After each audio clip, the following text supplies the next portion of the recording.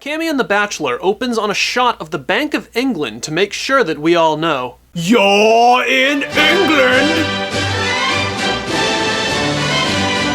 When suddenly, Saddam and Birdie strike. Season 2 marks a point where they start dripping in characters from the Alpha series into the cartoon. We got a little taste of that during the Medium is the Message, when a bunch of Alpha characters cameoed in a tournament as just nameless jobbers. But now, they get to be more complete characters. Saddam and Birdie have themselves a pretty successful crime spree. There's the bank robbery, they steal a safe and blow up some kind of factory or industrial building of some sort. They beat up countless police officers. Spinning Cube! The pair attract enough attention that Delta Red are publicly assigned the case. When asked about the possibility of Bison being behind this spike in crime statistics...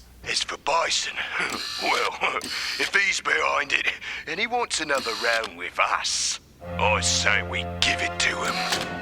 So, of course! Bison's behind it. You said it, Gov. Perfect. But can we just, hold on for a second and really analyze the last 4 seconds of this episode? Because there's a lot to take in. First, what the hell is Bison doing in this shitty apartment with Saddam and Birdie anyway? No Shadaloo base of the week?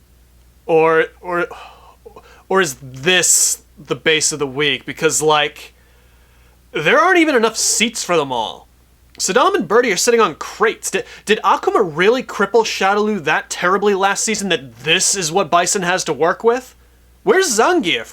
Where's Sagat? Also, the big dick energy coming from these frames of animation. Just... damn. Perfect.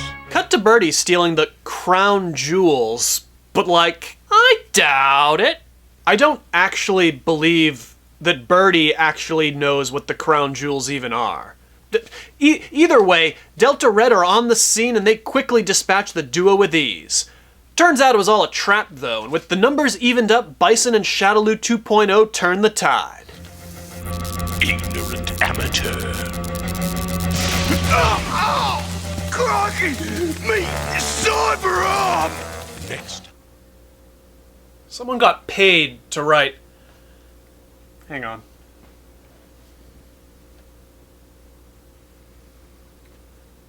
Crikey, me cyber arm.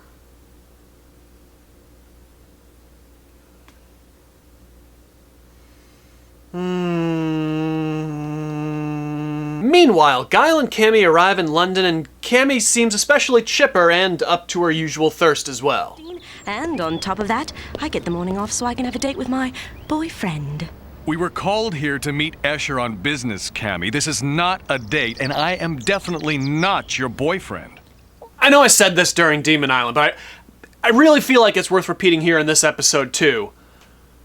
Seriously, does Street Fighter have an HR department? Because I think Street Fighter needs an HR department. Especially since Cammy dials it up to creepy really friggin' quick when Guile politely turns down her advances and makes it clear that he's still got lingering feelings for... Lucinda, Lucinda, Lucinda! She dumped you once, sir. She'll dump you again. And when she does, I'll be there for you. Get over her. She's your past. Escher! I need an adult! Where's Escher? The AN has been called in on an urgent international matter. You two were specifically requested. Bison again, Escher? I'm assuming Guile's tone is a result of him being mentally fried from all the sexual harassment he's faced on this trip so far, and this was just the best that he could muster. Because the Guile I know isn't all... Bison again, Escher? He's all jazzed up. Fuck yeah, Bison already out the door to kick some Shadaloo ass. Some Shadalass, if you will. Get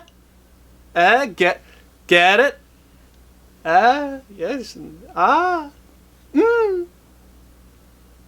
Bison's put out a hefty ransom for the Delta Trio, 2 billion British pounds, or 400 million Bison dollars. And apparently Guile and Cammy were specifically requested by Bison to make the delivery. Yeah, I'm sure this is going to go absolutely stellar and not devolve into a complete shit show. And a shit showing it devolves. Big schmoz with the Street Fighters and Delta Red versus Shadaloo 2 Electromagnetic Boogaloo. Bison and company are outnumbered and look to be defeated, but Bison's got an ace up his sleeve. A very specific Cammy-shaped ace. Here, Cammy. Let me. Cammy? Why? Because she works for me, my dear. She has always worked for me. They decided to run with Cammy's Street Fighter II ending, making reference to the fact that Cammy actually used to work for Bison in Shadaloo before joining Delta Red. Of course, in this instance, Cammy is actually a sleeper agent still working for Shadaloo, but close enough.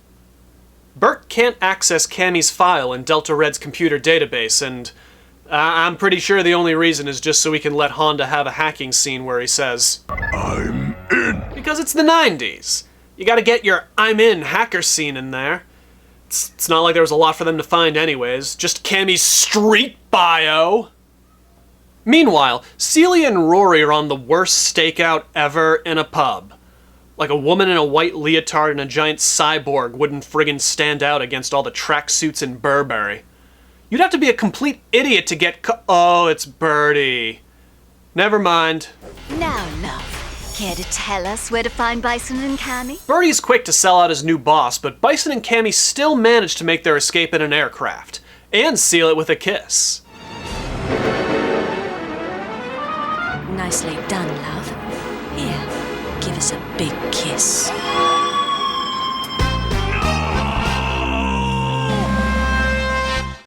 Add it to the list. Seriously, Guile is racking up the best reactions this series. Between Just get in the plane. and now, he's amassing quite the portfolio. Why is he angered so much by them making out, though? Like, she's already betrayed them. Was the kiss just like the moment it all finally settled in or something? Either way, can we see that no one more time? It's the fist shaking that really sends it home, in my opinion.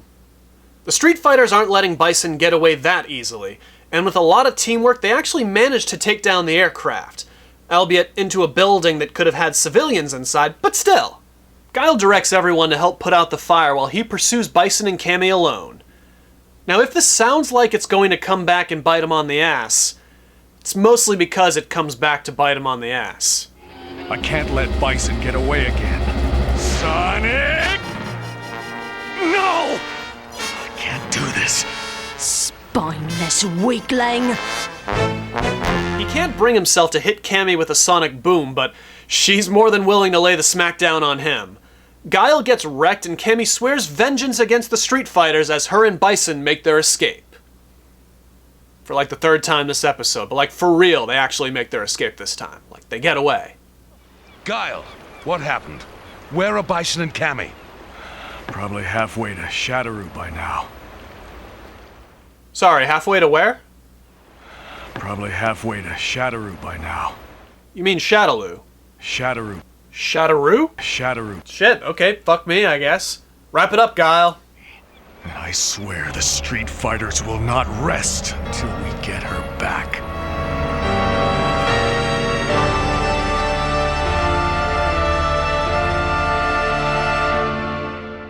Next time on Street Fighter. Cammy isn't mentioned once in New Kind of Evil.